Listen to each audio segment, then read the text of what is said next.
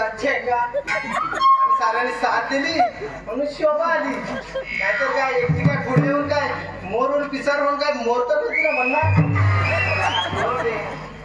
अगं हे पोरीनो, आज मथुरेचा बाजार आणि त्यासाठीच तर आपली एवढी लगबग चालू आहे ना.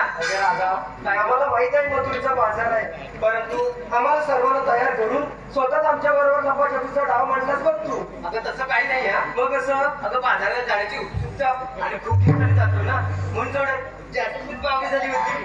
कोणता पेराव करावा हेच काही सुचत नव्हतं, म्हणून थोडा उशीर झाला. तुझ्या राधे, तुझ्या पेरामध्ये आठवण झाली. तुझ्या बरोबरची मावशी आणि ती सासू एकमेकींना जोरदार शिवाजीत राहते लांबूनच ऐकलं. हो ते काही पेरामध्ये वाटतं. गेला बरं चांगल्याच्या चांबा चौघाच्या ऐकायला देवाने डोळे दिले ते पाहण्यासाठी आणि कान दिले ते ऐकण्यासाठी.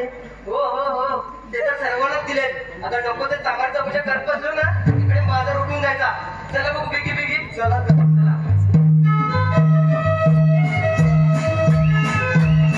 नाही ग, बघ काय अगं खूप दिवसांनी बाजारात चाललोय. एक तरी एका वाटेला एक अशा अनेक वाटा. अगं यातली एक जरी वाट चुकलो ना तर आपल्या दुधाचं काही इथे झालंच म्हणून समजा. अरे ये इथं ना लय पिंडोकर तर काही समजतच नाही. पुन्हा म्हणायचं आहे जाते गेली ना एकाच मार्गी जावे त्याच मार्गी परतावे, ते पण न चुकता. ती बरोबर बोललीस बघ. अगं पोरीनो, तुमच्यापैकी कुणाला या वाटांचा अनुभव आहे का ग? आता हे बघ, आम्हाला जर अगोदर माहिती असतं तर आम्ही तुझी वाट पाहिली असती का? मगाशीच आमचा निघून नसतो गेलेलो. हो हे जर मला अगोदर कळलं असते ना तर मी मुली बाहेर पडली नसती. हो हो हो हो. अगं तुमचं आधी पहिले भांडण थांबा बघू. अगं काढू काहीतरी यावर उपाय आपण. भांडण मगाशी मी बोलली होती ना त्या सासू सुनांचं भांडण चालू आहे म्हणून. वयस्कर माणसांना अनुभव खूप असतो.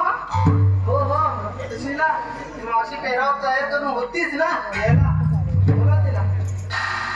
हो हे थांबल्यामध्ये त्या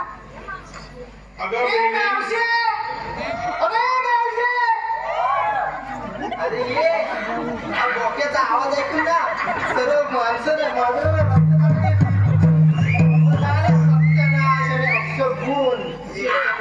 समजतात मला.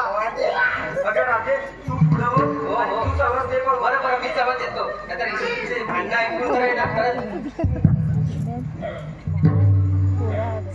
अगं ए मावशी, अगं कुठे राहते काय माहिती.